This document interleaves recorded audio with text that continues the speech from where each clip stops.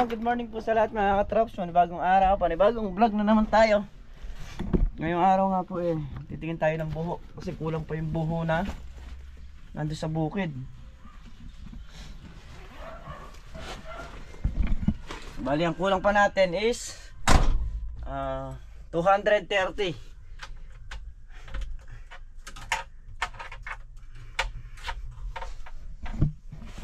Kasi dun sa dun sa tulos marami rin naubos. Dapat pang na lang tayo, pang 130 yung kukunin natin. So marami naubos na yung sa pantulos, kaya kukuha pa tayo ngayon ng 230 na buho. So ayun, let's go. Muna tayo ng para tayo makabili ng buho.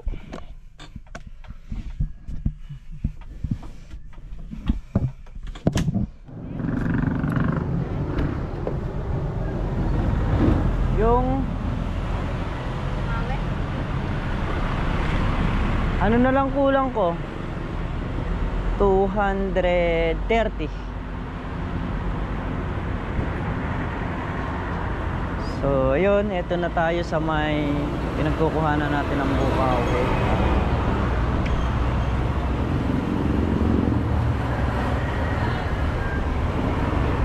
Tayo magkakarga na ng 230 piraso para masakto siya ng 111. So ito mga katrops. Ano po ba dyan po? 20 yan? Kahit bigyan mo na lang ako ng tatlo nitong 10-an. Saka tatlo. Oo. Tapos 200 na 20-han. Pati yung 20 yan sa takpan.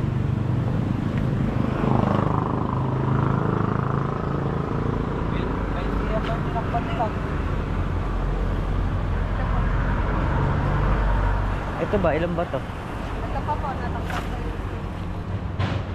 Ilan ba? Ay, lalagyan na ako dito, boss, na. oo nga pala. Tatlo. Oo. Ayusin lang natin to. Hindi ko pa nililinis ng loob kasi nga pagsasakyan pa natin ng bukaw So ngayon, pagkayari natin maghakot nito, pwede na nating i-car wash ng buo.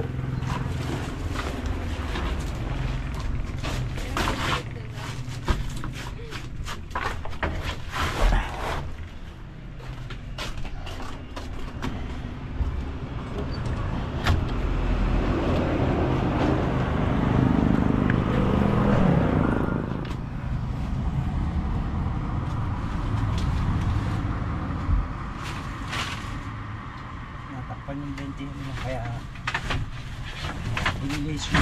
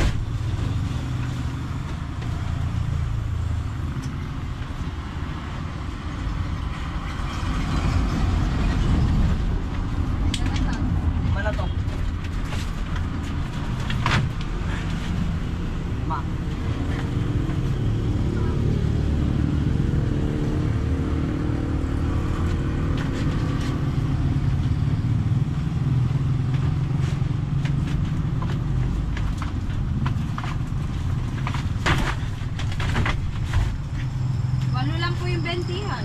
Ha? Ano lang po. Dagdagan na lang bison. Takuan na lang po.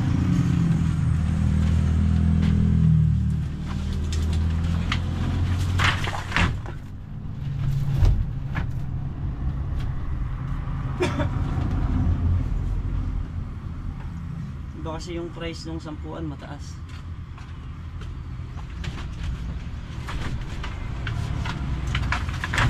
Kukuha po tayo ng, magdadagdag tayo ng 4 na 10-an. Oo. 4 sa buwan. Pa.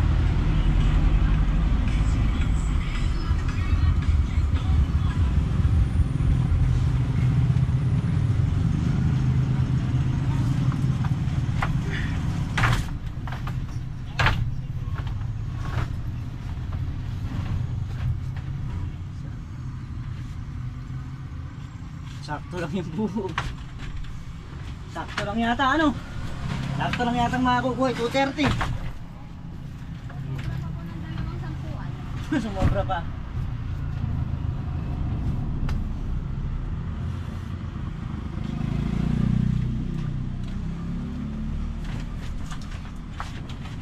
Ay. Isa na lang. Last.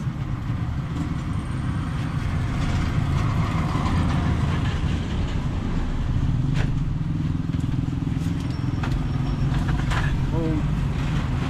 Okay na. So ayun, mga trops, pauwi na tayo. Tayo nakakuha na nga ng buho. Bali yung kasing 10 na yun, solid yun, yun yung talagang pinakamalalaki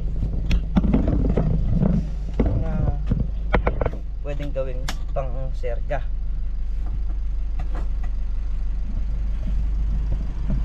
So, tayo lang yung kumuha ngayon para hindi na natin sila maabala dun sa kung may mga gagawin man.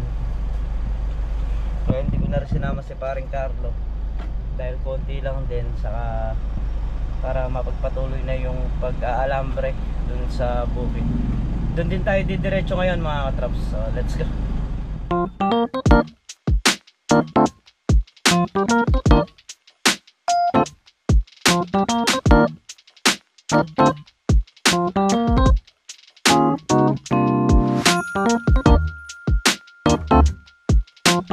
So ayan mga katraps, dito tayo sa may talungan.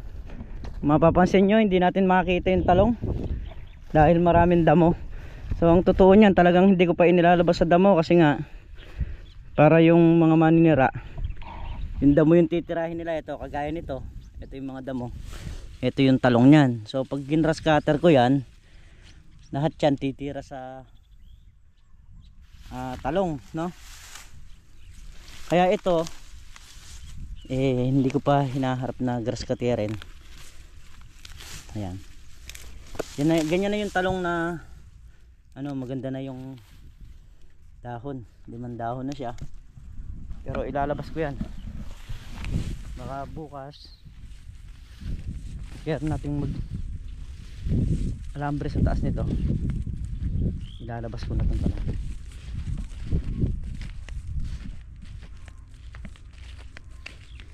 Malaki na rin yung talong. Ayan o. Kung maninira, ayan o. Lahat ng damot, yan, mga butas-butas. Tapos yung sa sitaw din, nahaba na yung baging ng sitaw. Dahil malamig yung panahon, hindi pa namin maisampa basta-basta yung sitaw.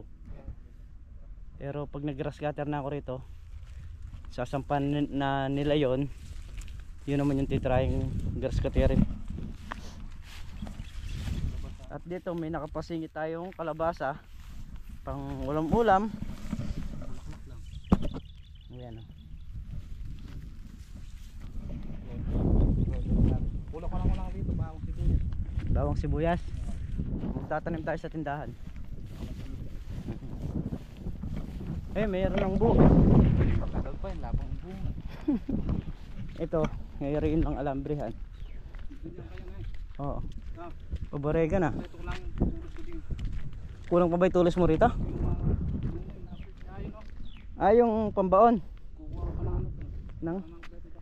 Kukuha mo nang? Saan? Kukunin ko isang patangan doon na. O sige. Mag-aalambre kami rito. Ayan, pagka nayari natin alambirhan to, kung mayari man natin ngayon, bukas sa grass cutter tayo, sa damo tayo, iiwan natin sa kanila to. Mamayang hapon, mainit. Kailangan natin ng dilig, pre.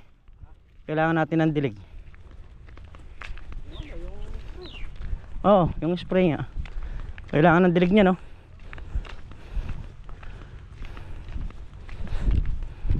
Didiligan natin ng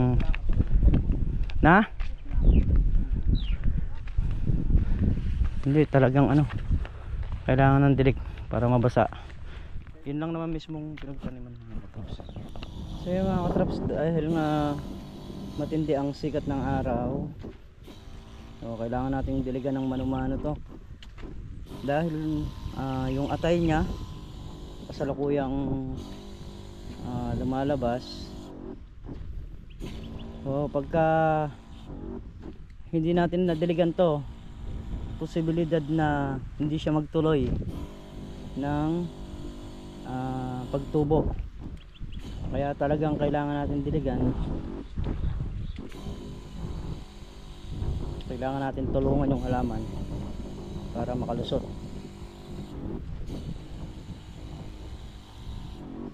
Yan. Bali, lahat ng tanim namin kahapon, yun yung manuhin nating diligan ngayon. Uunahin ko muna to kasi mas importante to at kailangan ko muna siyang mapatubo.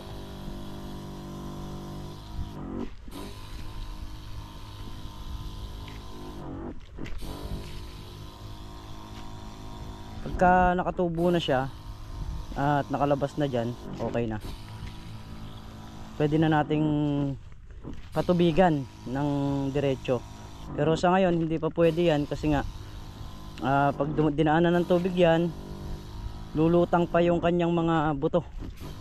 So hindi pa nakakagat ang ugat niyan. Kaya kailangan nating tulungan para kumagat yung ugat. Saka hindi siya hindi siya maantala sa paglawas niya. Ganyan ang buhay ng magsasaka, ng mga farmer. Kung ano yung kailangan ng halaman mo, yun yung ibigay mo. Kasi pagka yung kailangan ng halaman mo hindi mo na ibigay, hindi ka rin bibigyan yan kahit ano pang gawin mo. Sakripisyo talaga ang pagpa-farmer. Hindi basta tinanim mo lang okay na. Kailangan ina-update mo rin, sinisilip-silip mo rin sila. So, sa ganitong paraan, mas posibilidad na mapatubo natin sila ng maganda.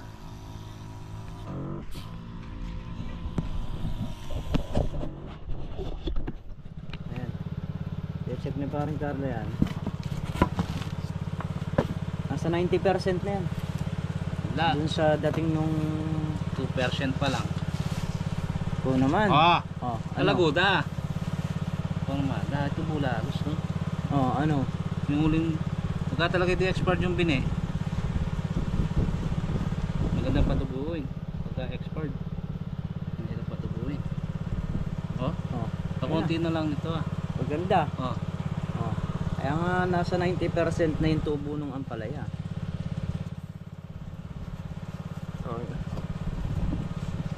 Ilan dayos mo yung Siyam po yun. siyam na dayos? Tatlo na lang yung yung diretso. Tapos dito na. Tapos dito na. Papaiksi na siya dito yun Pero yung diretso to, tatlong diretso pa ang buo yan. Tapos papalit na siya dito. Tapos ito na lang.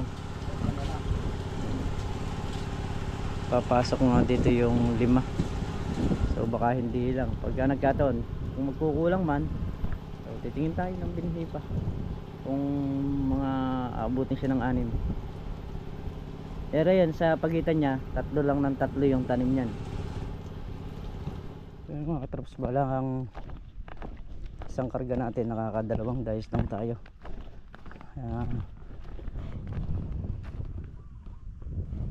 Ayun na. apat na karga na tayo mga katrops.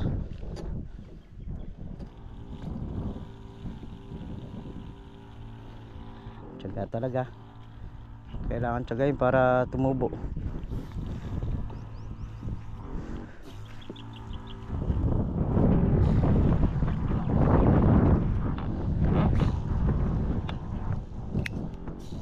Kasi pagka hindi nadilig to, yung atay nung ng palaya mamamatay. Ayun nga, matutuluyang hindi tumubo. So yan mga katrops, mga ilang days na lang siguro to, patapos na tayo sa ating pagdidilig. Halos tagal din natin dinidiligan kasi mano-mano, dahil nga kailangan ng basa.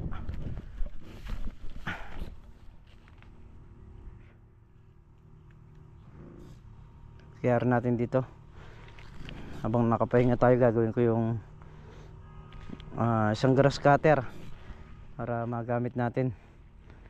Oras na maalambrehan na to, pwede na tayong mag grass cutter ng talong. Tapos isasampa yung sitaw, yun naman kasunod na gagrass cutterin. Kaya rin nun yung mga kalamansi na yung atin na mga harapin. So ngayon talagang dire-diretso production, maraming trabaho, kaya kailangan yung isang trabaho tapusin muna para hindi na balik-balik.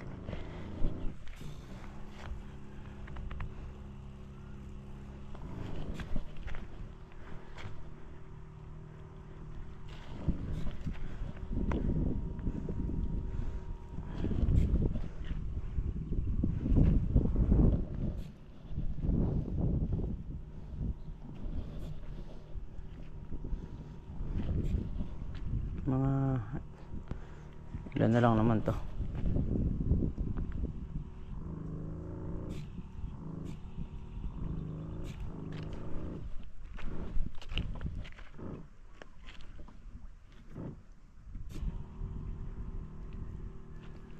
Mga isang karga na lang siguro tayo rito.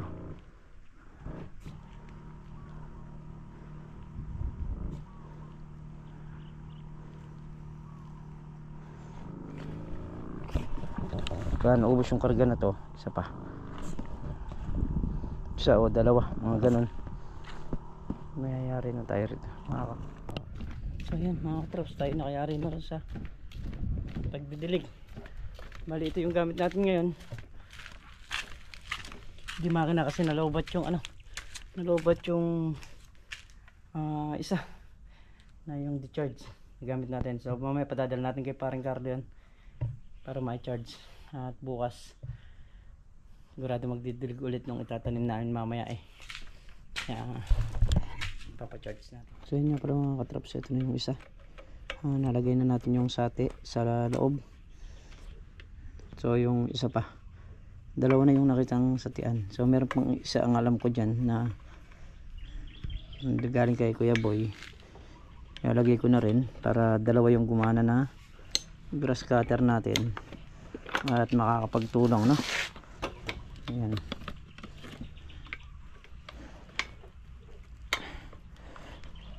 Mamaya mag-aalambre naman tayo. Natali ni paring Carlo yung gilid dahil lalagyan na namin ng alambre. Mag-aalambre muna tayo bago tayo tumanim, mainit.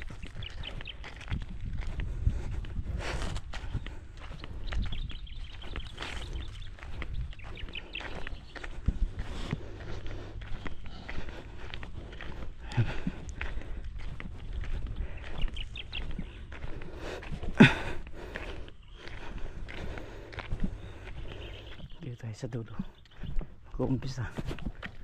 Kompletohin lang namin yung bali apat na diretso pa dito. Pag nakompleto to, puro pa barega na. Si Makmak yung maglalakad muna dito.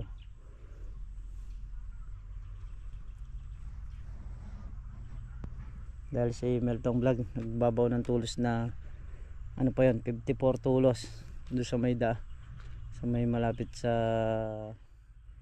daan tubig. Tapos si paring Carlo nagtatali naman ng gilid para pag binatak ng pabarega nakatali na, hindi nalulunggak.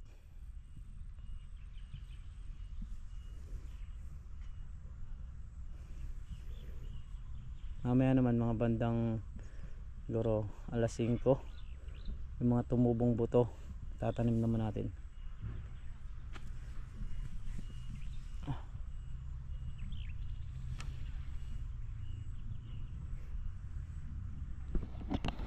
Parega na kami.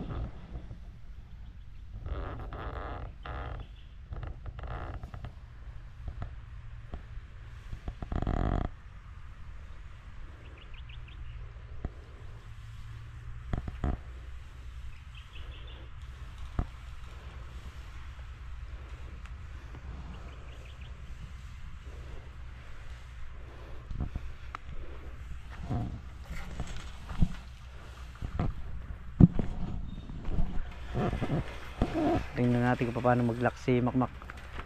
Ba, malapit ako mag-lock. Oo, mahaba naman masyado yan. 3, 4 na ikot, pwede na. Ginagawa ko 4 eh. 6 na ikot yung titirahin mo na yun eh. Ayun o. Ayun o. Lock. Tapos pagdating doon sa lock support. Tinuro ko na sa'yo paglalaki. Ayan, larga mo, sige. Pahaba, wag pa buntun. Yan. Huwag yung pinakaka dahil itong dulo kailangan ito laging naka safety. Sige. Yung wala akong hindi makakatama kasi delikado. Bata. O, dito ka na. Oo. So ayan mga traps, kami nandito na sa pangalawang block na ga-alambre. O, pipilian muna natin yung binhi para maitanim natin. Pag may oras pa, alambre pa ulit tayo mamaya. So yun mga katrops, bali ito yung tumuubo na buto. Ayan, ayan na siya. Ito yung itatanim namin dito. Makakalipat na rito sa kabila ito. Ayan, bumutas na sila. Tayo naman yung tatanim, si Makmak yung magtatambon.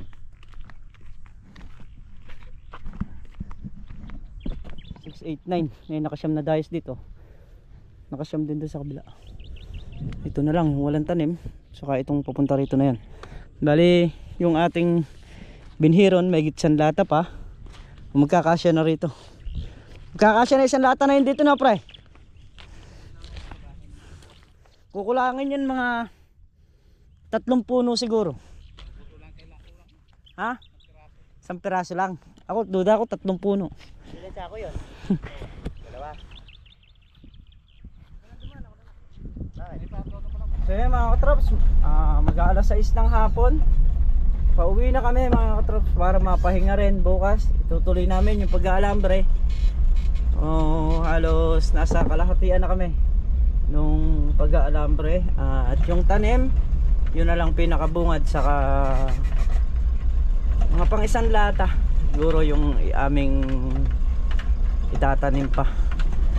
At kami makakaraos na sa tanim. So bukas kailangan natin diligan lahat ng mga tinanim natin ngayong hapon para hindi mahabol ng init, no? So muli mga katrops, syempre maraming salamat po sa inyong lahat sa suporta, sa pagtitiwala, at ingat po kayo palagi saan po kayo naroroon. Bye bye po sa lahat.